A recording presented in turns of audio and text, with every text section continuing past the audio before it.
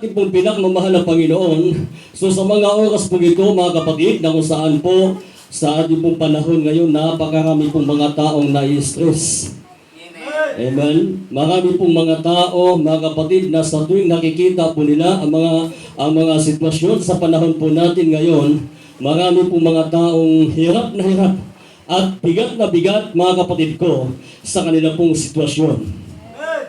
So kayo po ba, mga kapatid, na-stress po ba kayo? Ha? Hindi kayo na-stress? Yung ilan na nakaupo, mga kapatid, stress na eh. Di ba? Yung mukha, mga kapatid, hindi mo na masyadong mapinta yung mukha, no? Ng ilan na mga talaga hong na-stress, mga minamahal kapatid. Kaya minsan, maminamahal kapatid, no, yung ilan na kung saan grabe na po, mga kapatid, yung hirap na pinagdadaanan. Pero ayon nga po, mga kapatid, sa mga pag-aaral, ang isa po na killer, mga kapatid, hindi po yung mga pumapatay ng katawan, yung baril, at yung mga taong pumapatay po ng kanyang kapwa-tao. Diba? Sabi nila, killer po ang tawag yan. Pero ang isa, mga kapatid ko, sa number 1 na killer, ayon po sa mga pag-aaral, mga kapatid, ay yung stress. Na saan nagbibigay ng maraming karamdaman sa tao. Yung mga pagsubok na pinagdadaanan po natin ngayon, nagbibigay po yan ng stress. So yan po ang isa sa number 1 na killer. Di ba? Ay ngayon, mga kapatid ko, lagana po, mga kapatid, yung tinatawag na virus, no, na COVID-19. So maraming taong na-stress po dyan, mga kapatid ko. So, yung ilan, hindi pa nga tinamaan, mga kapatid, nagkakasakit na. Dahil na-stress na sila. Sa kakatingin, mga kapatid, sa balita. Hello. Pero maminamahal kapatid, sa atin ng mga anak ng Diyos, sa atin ng mga mananampalataya, ang isa ho sa killer, mga kapatid, ay walang iba ang stress. So ngayon, mga kapatid, kung ikaw ngayon ay Kristiyano, ikaw ngayon ay mananampalataya, pilitin mo, sikapin mo na hindi ka masyadong nai-stress. Amen. Bakit pag stress na stress ka, maminamahal kapatid, wala ka nang ibang iisipin kundi yung problema. Wala ka nang ibang iisipin kundi yung pagsubok. Pero ngayon, sa araw pong ito, isipin mo kung paano po natin maiwasan at matakasan anumang uri ng gawa ng kaaway. Anumang uri na gawa ng kaaway. Amen. Dahil ang ating pag-aralan, mga kapatid ko, sa araw pong ito, overcoming of temptation. So ano ang kaugnayan doon, mga kapatid, sa stress? Malaki ho, mga kapatid, ang kaugnayan po, no, sa stress, itong tinatawag na tentasyon. Sapagat, mga kapatid ko, kailangan natin na mapagtagumpayan ang tukso. Kailangan po natin na mapagtagumpayan, mga kapatid ko, anumang gawa ng sanlibutan. Mga gawaing hindi ayon sa kalooban ng Diyos, kailangan mong magtagumpay. Amen? Para maiwasan natin ang stress, mga kapatid ko, unang sekreto po natin, bilang mananampalataya, bilang anak ng Diyos, ang sekreto po natin ay paglilingkod sa Diyos. Subalit maraming mga naglilingkod sa Diyos, mga kapatid ko, na ang kanilahong gawa ay lihis sa kalooban ng Panginoon. So ngayon, pag-aralan po natin para maiwasan po natin, mga kapatid ko, ang tukso, maiwasan po natin ang stress, maiwasan po natin ang karamdaman, maiwasan po natin ang mga gawa ni Satanas, mga kapatid, kailangan po natin na pag-aralan kung paano po natin ito maiwasan. Amen. Bakit? Mga minamahal mga kapatid. Kasi ito po yung pumapatay. Diba? Ito yung pumapatay sa ating pong spiritual na buhay. Spiritual na buhay. Number 1 na killer, mga kapatid, yung tinatawag na kasalanan. Yun yung papatay at dadalhin ka nito. Hindi ka nito dadalhin doon sa kabutihan. Hindi ka nito dadalhin doon sa maganda. Dadalhin ka nito sa kapahamakan, sa apoy ng imperno. Patay ka spiritually. Napakahirap po niyan, mga kapatid. Ibubulit ka sa dagat-dagatang apoy. Amen? So sa atin po, mga kapatid, na mga Kristiyano, huwag po natin gayahin si Job. Bakit? Kasi si Job, mga kapatid ko, konsentidor.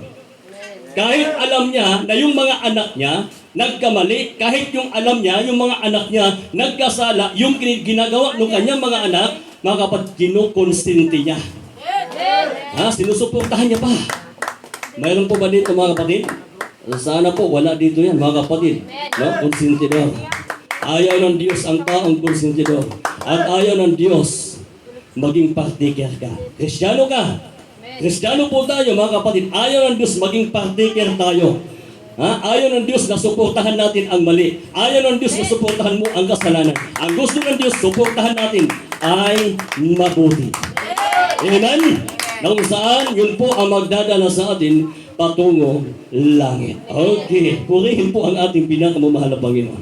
So, ang sabi po, mga kapatid, noong ng banal na kasulatan, dito po sa aklat po ng Santiago, sa unang puntos po natin, mga kapatid, sa isa po sa meaning po ng temptation, ay yung tinatawag natin na man's testing. Hello?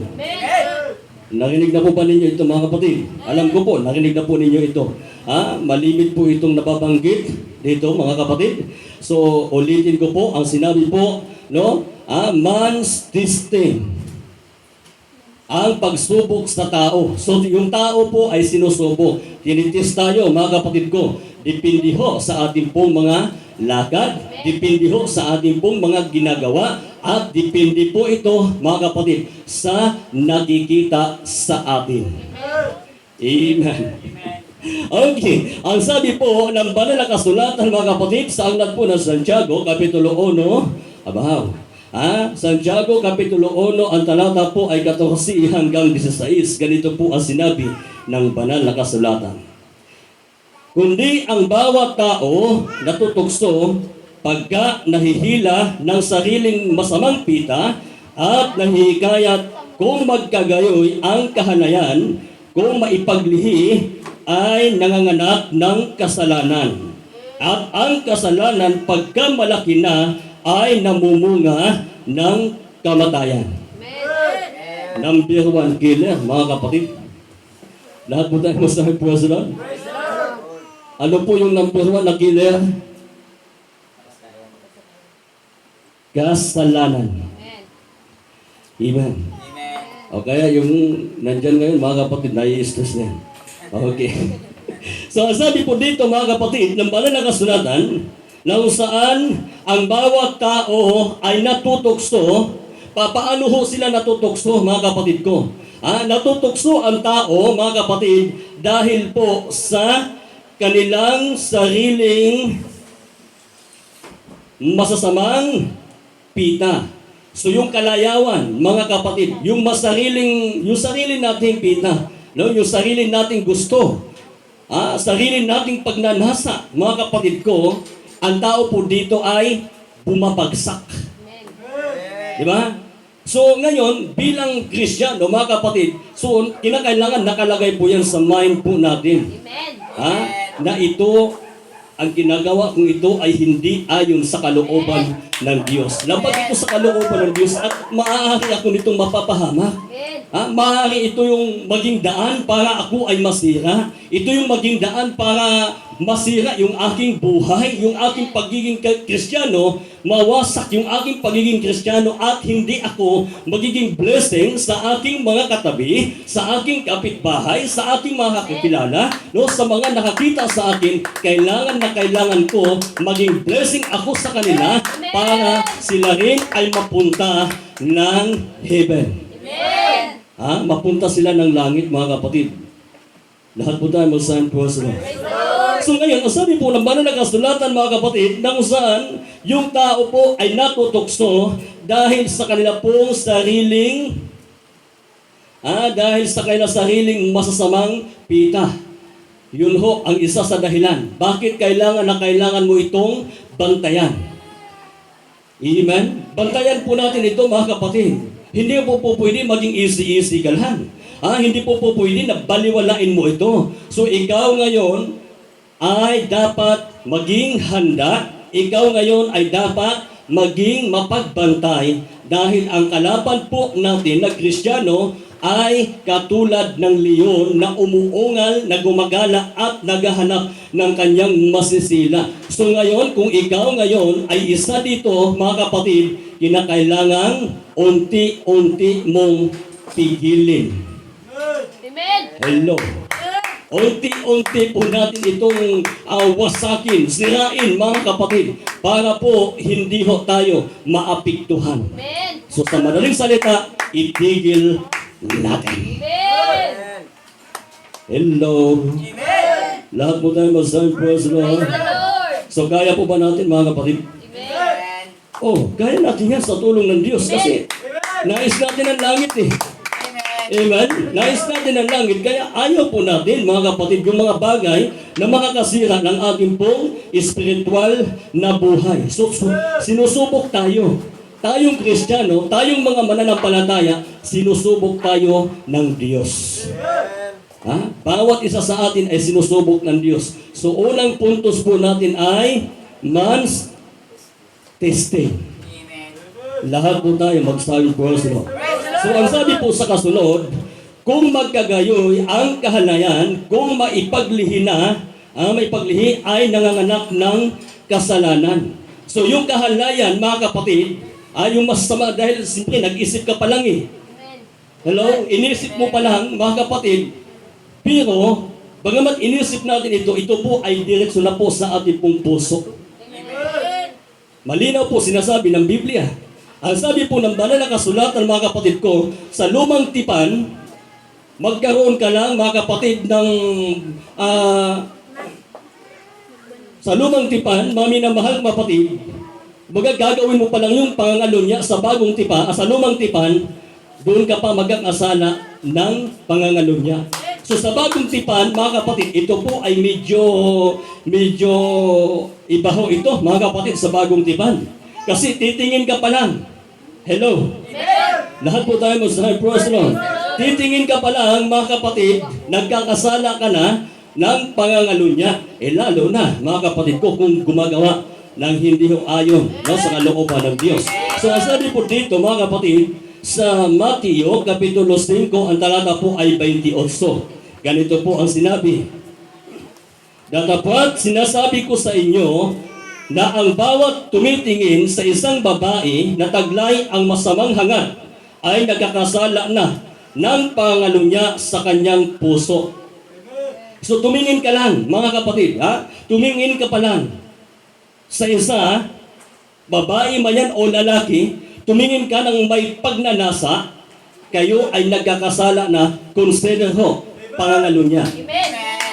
So kinakailangan, mga kapatid, iwasan po natin ang bagay na ito. Kasi bagamat hindi mo ginagawa, pero kayo po ay naging mangangalo niya na. So ngayon sa atin, ang sabi ng banal na kasulatan, kinakailangan po natin itong bantayan. So ilagay po natin sa isip natin na itong ginagawa ko ay itong iniisip ko ay masama pala to. So kinakailangan ko na itong alisin. Kailangan ko itong let go. Let it go. Di ba? Ganyan yan eh. Lahat po tayo mag-start po sa Lord. So hindi ko masyadong memorize yan eh. Okay. So, kailangan po nating alisin, mga minamahal mga kapatid. Di ba? Para naman yan sa ikabubuti natin. Tama ha? Tama ho ba? So, ngayon, mga kapatid, ang sabi po dito ng banal na kasulatan, at kung magkagayon ang kahalayan, kung maipaglihi, ay nanganganak ng kasalanan. So, yung kahalayan, mga kapatid, pag maipaglihi, so mabuntis. Hello? Pag maipaglihi, ay nanganganak ito ng kasalanan. So ayaw natin nun, mga kapatid. Di ba? Ayaw natin ng kasalanan, tama? Hello. So ngayon, ang kahalayan, mga kapatid, ay dapat nating iniiwasan. Amen? Kasi may tamang panahon naman dyan eh. Di ba? Tama ho ba? May tamang panahon dyan, mga kapatid. So, ang sabi po dito sa kasunod, at ang kasalanan, pagkamalaki na, ay namumunga ng kamatayan. Pagka ang kasalanan ay malaki na, namumunga ho ito ng kamatayan. Hello. Pero alam niyo ho, mga kapatid, sa banal na kasulatan, bagamat sinabi dito ni Santiago, mayroon pong sinabi po ang banal na kasulatan, maliit man yan o malaki na kasalanan, parihas lang ang kaparusahan. Lahat po tayo mag-start praise Lord. So parehas lang nito, mga kapatid, ang kaparusahan. Parehas lang po ang parusa po nito. Ngayon, ang sabi po ng banal na kasulatan, pagka malaki na yung kasalanan, ito po ay namumunga na ng kamatayan. Na ang sabi po ni Pablo, mga kapatid, for the wages of sin is death. Hello. Ang kabayaran ng kasalanan ay kamatayan. Amen? Ang kabayaran ng kasalanan ay kamatayan. Datapwat ang kaloob ng Diyos na walang bayad, ito po ay buhay na walang hanggan. Yun yung kaloob ng Diyos. Kanino po ibibigay ito? Ibibigay ito ng Diyos doon sa mga tao, mga kapatid, na kung saan umiiwas po sa paggawa ng kasalanan, lumalayo sa paggawa ng kahilayan, lumalayo, mga kapatid ko, sa paggawa ng gawain ng makasanlibutan, kundi ang kanyang ginagawa, siya po ay namuhay alinsunod sa kalooban ng Diyos para ikaw ay maging overcoming. Amen? Hello, wala pa naman pong taong perfecto, mga kapatid. Wala pang taong perfecto. Maliban na lang ho ki Mang Pekto. Di ba? Lahat, sabi ng banal na kasulatan, lahat ng tao nagkasala, aroma tris gis. Lahat ng tao ay nagkasala, walang taong matuwid, wala kahit isa. Okay. Ngayon, mga kapatid, bagamat sinasabi ng banal na kasulatan na sinabi po ng Ecclesiastes, mga kapatid, na walang taong matuwid na gumagawa ng mabuti na hindi nagkakasala. Amen? So bagamat gumagawa tayo ng mabuti, pero tayo po ay nagkakasala. Tayo po ay nagkakamali. So ang tanong, mga kapatid ko, sino ang may problema? Man's problem. Hello. Nasa tao ang problema, mga kapatid. Alangan naman nasa kambing. O di ba? Alangan naman nasa robot. Oh. Payag ba kayo? Robot kayo? Lahat po tayo mag-sign for us, Lord. O sige. Sino yung nakakarinig, mga kapatid, ng robot? Part 1 tayo. Hanggang Part 3. O Part 4 tayo, mga kapatid. Di ba narinig din yung Part 1? Ha? Alam ko, narinig din yung Part 1 eh. Robot, mga kapatid ko, doon sa Amerika. Manguhuli ng magnanakaw. Okay, naalala nyo na eh. Sige. Sinabi yun ni Pastor dito, di ba? Okay. Unang robot, mga kapatid, inilagay sa Amerika. At manguhuli siya ng magnanakaw. Yun po ang nakalagay sa program niya. Di ba? Kasi nakaprogram lang naman yan eh. Hindi naman yan. Payag ba kayo na pag nagsalita kayo? Oh. Ano? Di ba? Tapos, tutulog mo na.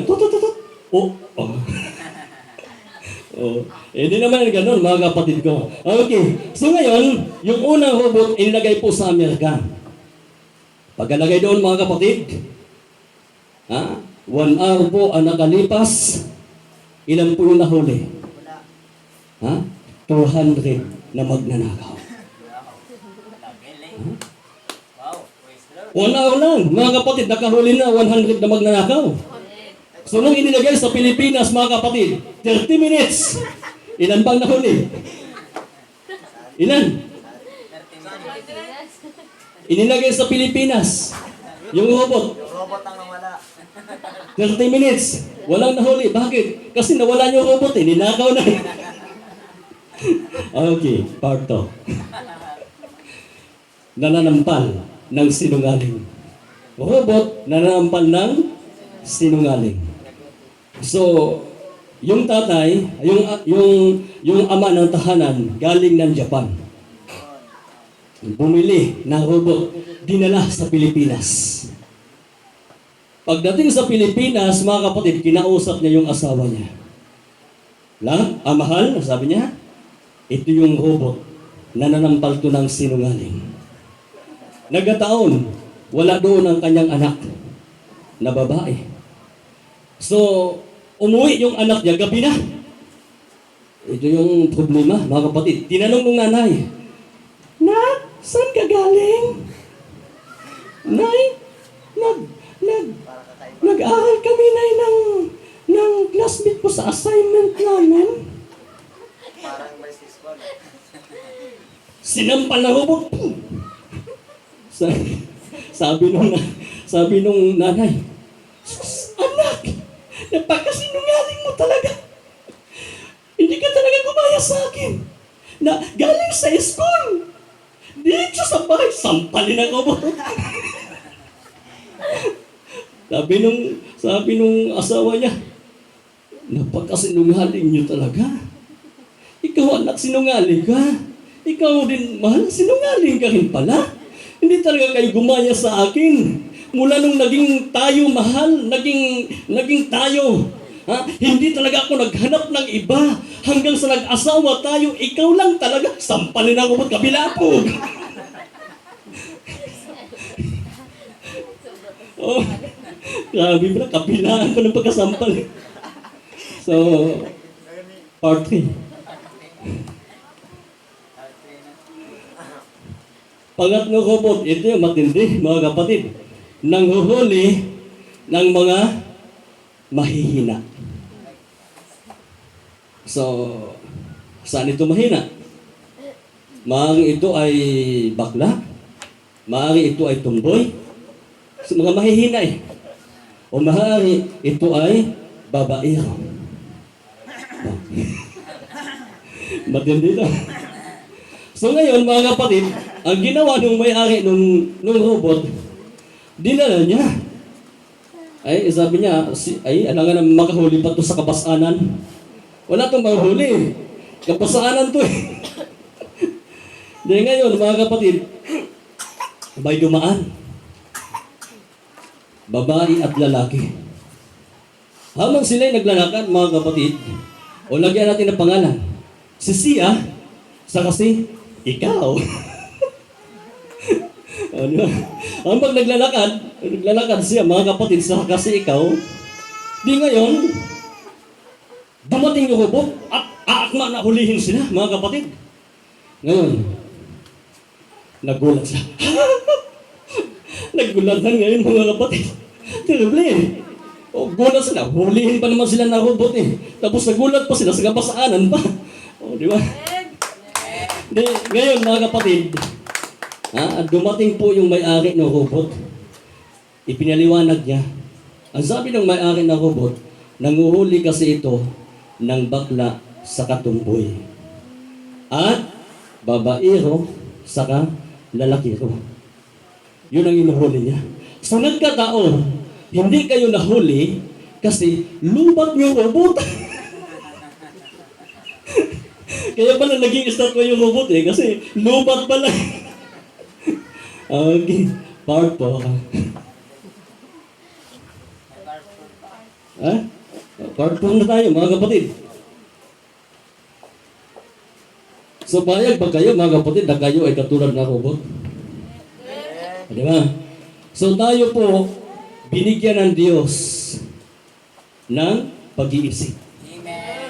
Karunungan, kaalaman, ibinigay sa atin ng Diyos. Yung robot, mga kapatid, susunod lang po yan kung ano po ang nakaprogram sa kanya. Amen? So tayo po, mga kapatid, bilang tao, bilang nilikha ng Diyos, mayroon pong nagbabantay sa atin araw at gabi. Amen! Wala mang nakita sa'yo, pero nakikita ka ng Panginoon. Amen? Wala mang nakahuli sa'yo, pero huli ka ng Panginoon. Ganun po yan, mga kapatid. Tandaan po natin na ang Diyos natin nakatingin lagi sa atin. Araw-araw. Lagi kang sinusundan ng Diyos, sinusubaybayan ng Diyos. Lagi tayong pinagmamasdan ng ating pinakamamahal na Panginoon. So ngayon, mga kapatid, nasaan ang problema? Nasaan? Nasa atin. Amen? Nasa tao po ang problema, mga kapatid ko. Kung bakit minsan napakalayo ng pagpapala sa atin. Kung bakit napakalayo, mga kapatid, ng ating mga, minsan yung mga pangailangan po natin, malayo eh. Di ba?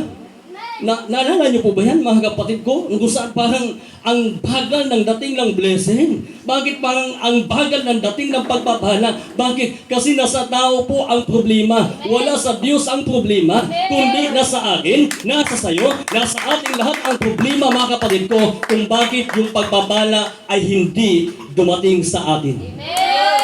Amen? Napipigilan ng kasalanan. Napipigilan ng ating mga pagkukulang. Napipigilan ng ating pagrereklamo. Napipigilan ng ating pong paggawa ng kasalanan. So, ang nais ng Diyos, mga kapatid ko, yung kasalanan ay pagsisihan, yung kasalanan ay talikuran, yung kasalanan, mga kapatid ko, ay alisin natin sa ating pong buhay. At ipalit natin ang pag-ibig ni Kristo. Ipalit natin ang pag-ibig ng Diyos. Kinikilala ka na anak ng Diyos. Amen? Kinikilala tayo na anak ng Diyos. Bakit? Bakit kailangan pa natin, mga kapatid, na humiwalay sa Panginoon? Bakit kailangan pa natin lumihis sa Diyos? Bakit kailangan pa ng tao na lumayo sa Diyos? Lumapit ka sa Diyos sapagkat sa paglapit sa Diyos, nandyan ang pagpapala. Sa paglapit sa Diyos, nandyan ang gantimpala. Nandyan ang ipinangako ng Panginoon, kaligtasan at buhay na walang hanggan. Ipinangako ng Diyos yan sa iyo. Ang kinin mo. Lahat po tayo sa personal. So nasa tao po ang problema. Kaya ang tawag po natin dito, mga kapatid, ay man's problem. So ngayon, mga kapatid, kung ito po ay atin na po naunawaan, nais ko po, mga kapatid, na lalo pa nating taasan pa ang ating pong pananaw patungkol po dito sa tinatawag na problema. Amen? Kasi marami tayo, naapektuhan tayo. Amen? Naapektuhan tayo sa problema. Minsan ito pa yung naging daan, mga kapatid ko, na para mag-isip po tayo na hindi dadalo. Mag-isip po tayo na hindi tayo sasamba. Kaya sabi ko nga kanina, ang isa po, mga kapatid, sa killer ay walang iba, yung stress. Amen? At yung kasalanan. So magbibigay ito ng maraming karamdaman sa tao. Dahil ang sabi ng Roma 6:23, mga kapatid, na ang sabi po dito, ganito po ang sinabi ng Roma 6:23. For the wages of sin is death, but the gift of God is eternal life through Jesus Christ our Lord. So ang sabi po, mga kapatid, ang kabayaran ng kasalanan ay kamatayan. Datapwat, ang kaloob ng Diyos na walang bayad ay buhay na walang hanggan. So ang kabayaran ng kasalanan ay kamatayan. Hindi po pwede na hindi ka magbabayad. Hindi po pwede na hindi tayo magbayad sa ginawa nating kasalanan. Magbabayad ka. At yung kabayaran nito, mga kapatid ko, ay kamatayan. So ano po ito, mga kapatid? Unang-una, karamdaman, problema, pagsubok, at mga pag-uusig, mga gawa ng hindi ayon sa kalooban ng Diyos. Maging magulo ang pamilya, masira ang pamilya. Ito yung maging daan, mga kapatid ko, kung bakit maraming tao ang nagkakaroon ng problema sa panahon po natin ngayon. Dahil malinaw po ang sinabi ng Biblia, ang kabayaran ng kasalanan ay kamatayan. Hello. Datapwat, ang sabi po dito, datapwat ang kaloob ng Diyos na walang bayad ay buhay na walang hanggan. So, pangatlo, malapit na ho tayo mga kapatid. Man's disobedience. Hello. Amen. Ano ho sa Tagalog eh?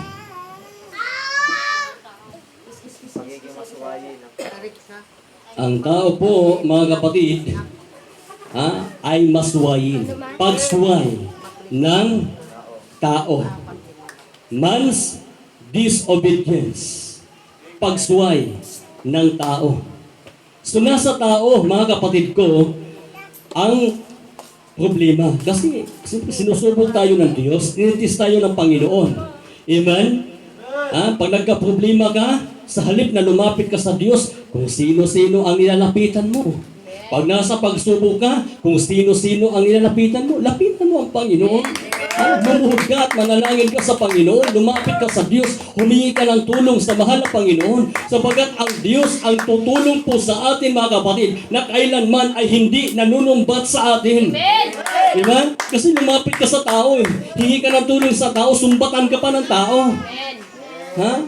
Pag nag-away kayo, simula sa mga ninuno hanggang sa banggit pa lahat. Amen. O, di ba? Oo, sasabihin pa yan. Pag nag-away na, pangit mo, pangit nanay mo, pangit tatay mo, pangit kayo lahat. Ang papangit ng mga, lahat eh, pangit na eh. Bakit? Kasi nag-away. Amen. O, di ba? Pero nung una, magaganda lahat eh. Oo. Pati nga yung namatay na, kasama pa eh. Ang bihirang patis yan. Kaya sa atin, mga minamahal mga kapatid, para po yung gawa ng kaaway ay hindi ho makalapit sa atin, kailangan po natin na sumunod kung ano po ang plano ng Diyos sa ating buhay. Kasi maganda ang plano ng Diyos sa atin. Ayaw ng Diyos na maging sira ang pamilya mo. Ayaw ng Diyos na wasak ang pamilya mo. Sira ang buhay mo. Ayaw ng Diyos na malulung ka sa drugs. Ayaw ng Diyos na malulung ka sa bisyo. Ayaw ng Diyos na gumawa ka ng kasalanan. Ang gusto ng Diyos, mga kapatid ko, gumawa tayo ng ayon sa kalooban ng Panginoon. May higit tayong nalapitan. Walang iba, ang Diyos. Nasa pagsubok ka ngayon, may problema ka ngayon, may karamdaman ka ngayon, lumapit ka sa Panginoon. Amen? Ituturo ng Diyos sa iyo kung ano ang dapat mong gawin. Huwag mong isipin na hindi i-guide ka ng Diyos, i-guide ka ng Panginoon eh. Kaya lang, minsan mga kapatid, ang problema sa atin, ang problema sa tao, mga kapatid ko, ang tao po, mayroon pong kanya-kanyang desisyon. Bahala ka dyan, Brad. Desisyon ko to eh. Gusto kong lumapit dito sa tao na to. Ito yung unahin ko, bahala ka na muna Panginoon. Sa kakala ng Panginoon, unahin ko muna to kasi ito yung makakatulong sa akin. Di ba? Minsan ganun tayo mga kapatid. Ito yung makakatulong sa akin, kaya hiraman ko to. O pagdating mo doon mga kapatid, may hiram ka. Yung inaasahan mong magpahiram sa hindi naman pala makapagpahiram. Kasi isa din pala. Isa din pala nanghiram. O, di ba? Pero pag sa Diyos ka lumapit, ano sabi ng mahal na Panginoon? Ang sabi ng Diyos, mga kapatid ko, ito. Ang sabi po ng Kawikaan, Kapitulo 3, ang talata po, mga kapatid, ay 3. Dito po tayo sa 5 hanggang 8. Makinig po kayo, mga kapatid. Tumiwala ka sa Panginoon ng buong puso mo.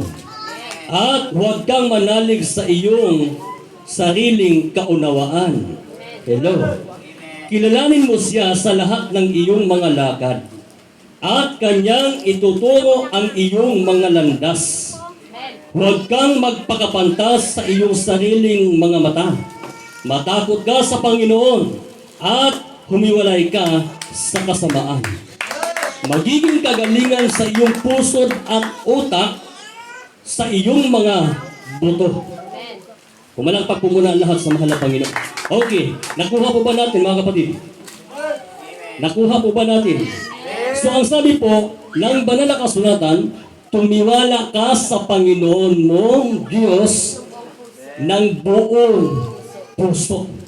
So paano ba yung pagtiwala sa Diyos? Kasi minsan sinasabi natin nagtitiwala tayo sa Panginoon, mayroong nanalangin yan.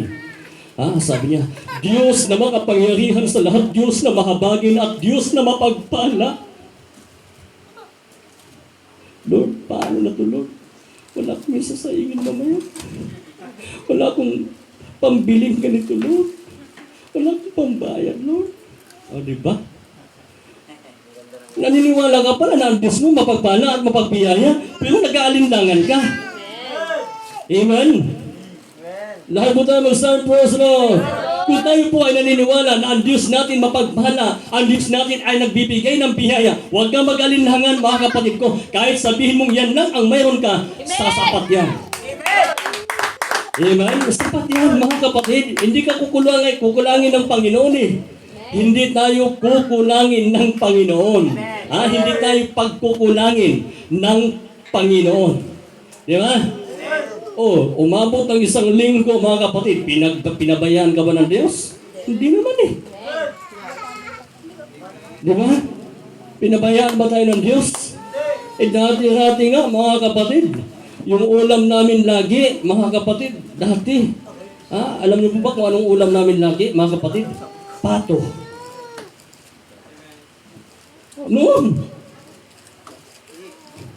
Nung hindi pa ako naging Kristiyano, mga kapatid, hindi pa ako naging mananampalataya, ang ulam ko lagi, mga kapatid, hindi lang halos araw-araw yan eh.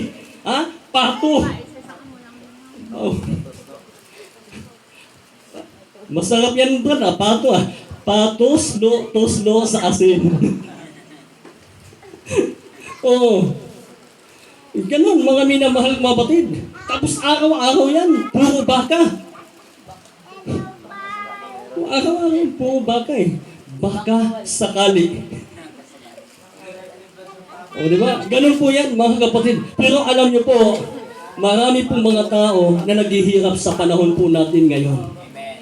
Pero hanggang ngayon, nananatili pa rin silang buhay. Amen? Kung tayo man ngayon, naghihirap man tayo, mga kapatid, pero andyan ka, malakas ka, malusog ka, dapat ka magpasalamat sa Panginoon. Amen? Isang buwan ka na hindi kumakain, malakas ka pa rin. Di ba?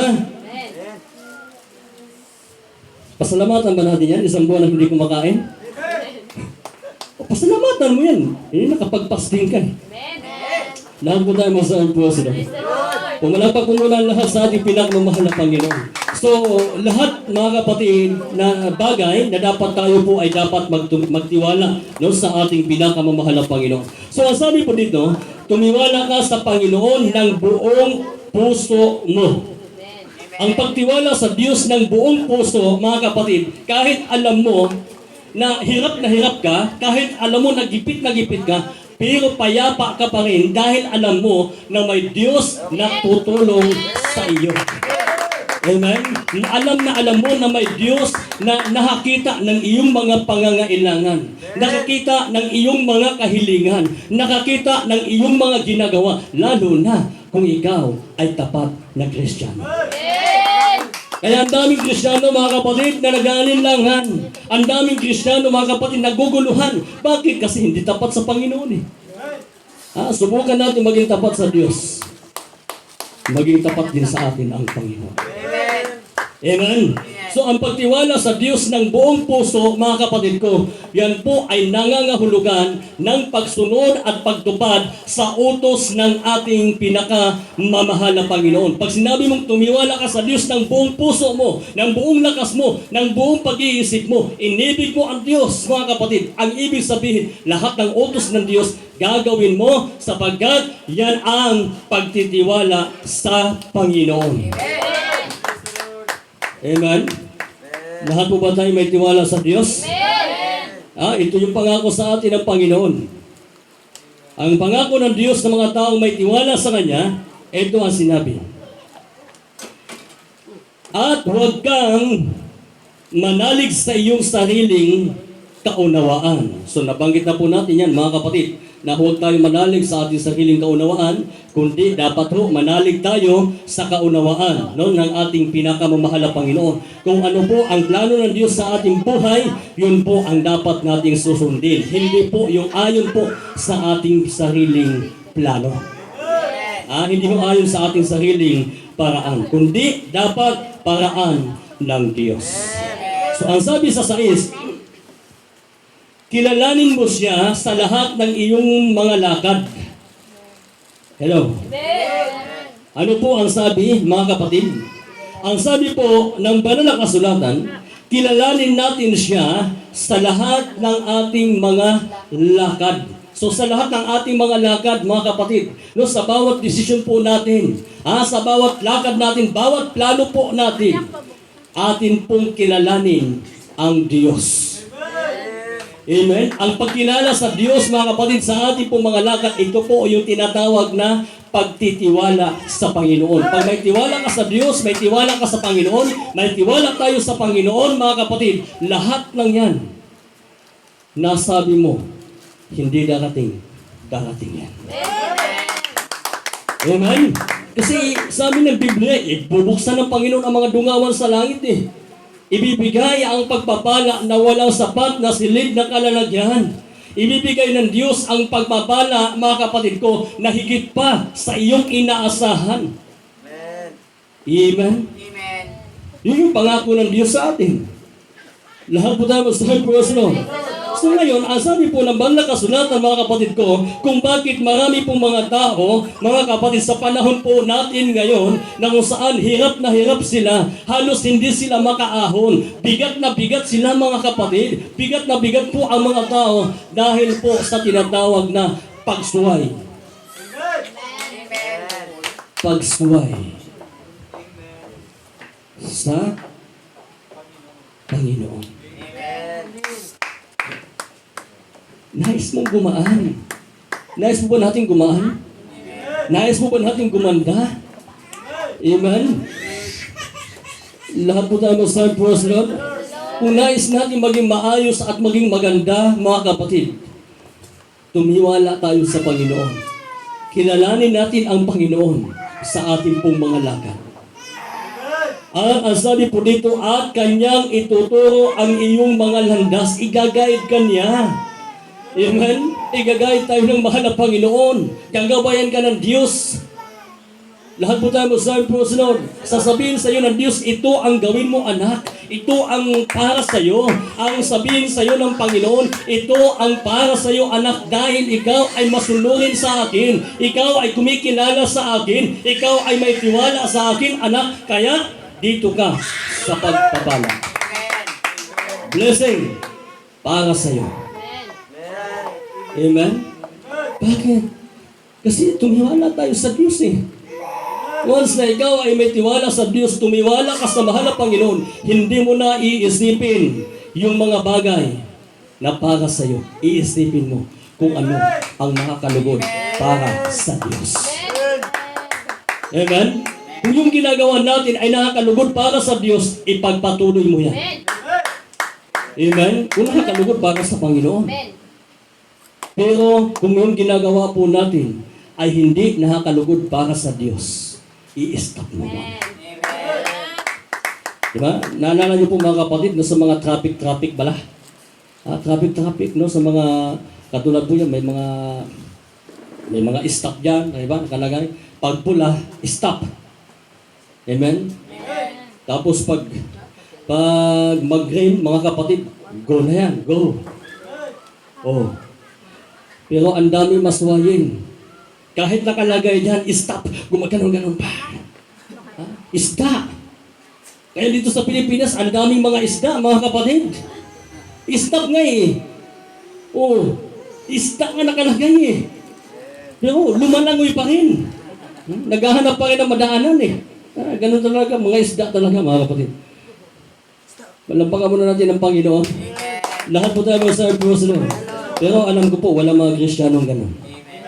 Amen? Okay. Ang sabi po dito, ituturo ng Panginoon ang iyong mga landas. So ituturo niya kung ano ang dapat po nating gawin. Kung tayo po ay kumikilala o kinikilala po natin ang Panginoon. Ang sabi po dito, sa city, huwag kang magpakapantas sa iyong sariling mga mata. Ay, minsan kasi pantas tayo sa ating po sariling mga pananaw. Amen?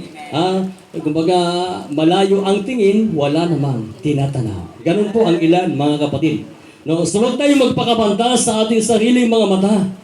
Sa ating pong mga sariling hangarin, mga kapatid, no? Sa ating pong mga sariling mga plano.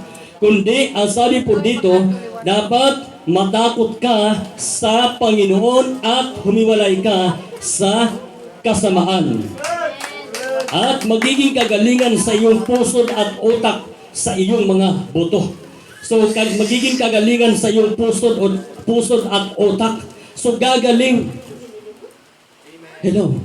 Yun yung bisa, mga kapatid ko, nang may tiwala sa Diyos. Yung mga tao tumitiwala sa Diyos, yung mga tao, mga kapatid, na kinikilala ang Diyos, yung mga tao, mga kapatid, na may takot sa Diyos, ang sabi po dito, anuman ang karamdaman na mayroon sila ay gagaling.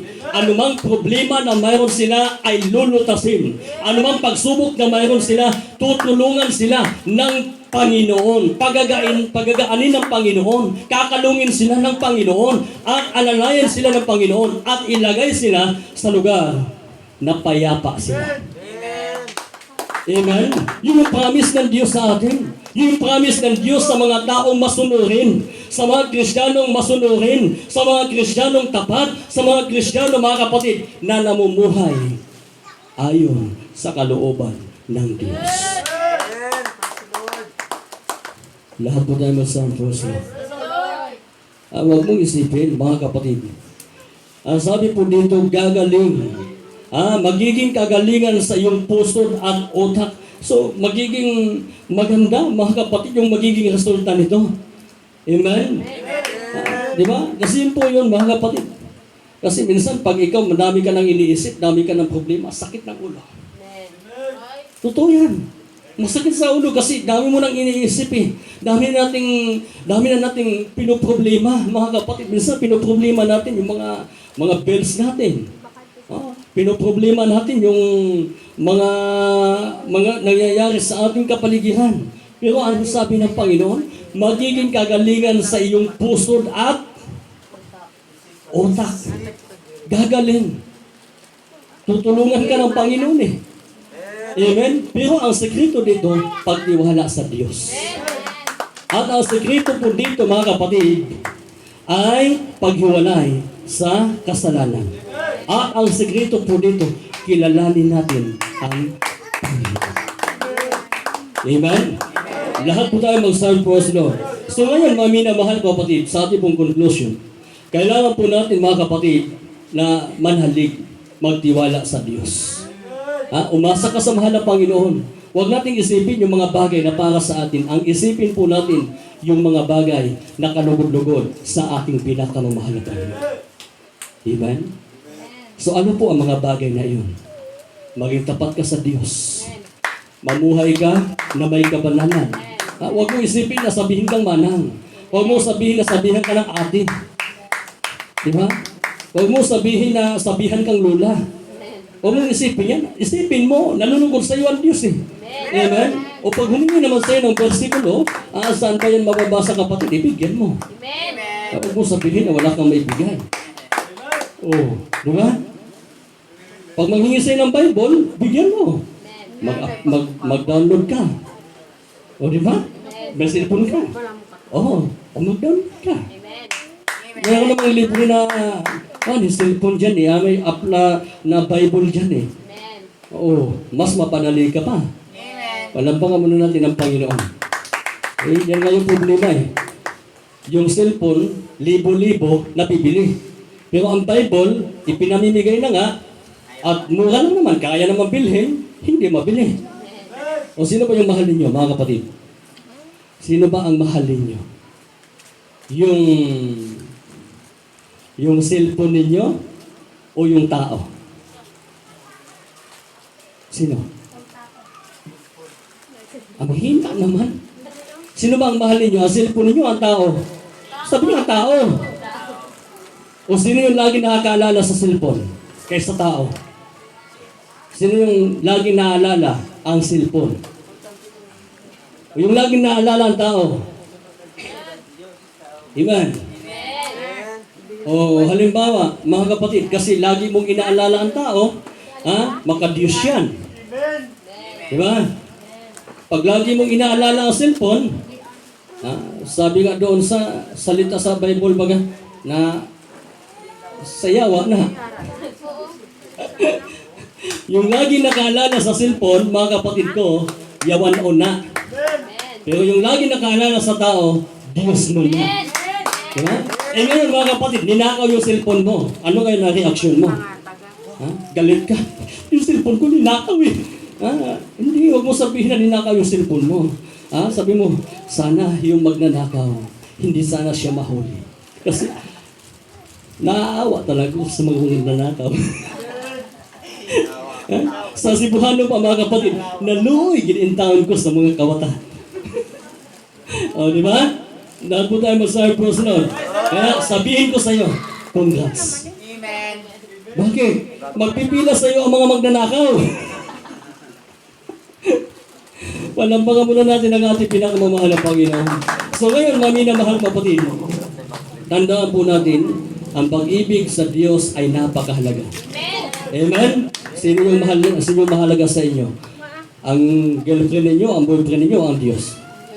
Minsan kasi sabihin ninyo, nanay namin. Sino mahalaga sa inyo?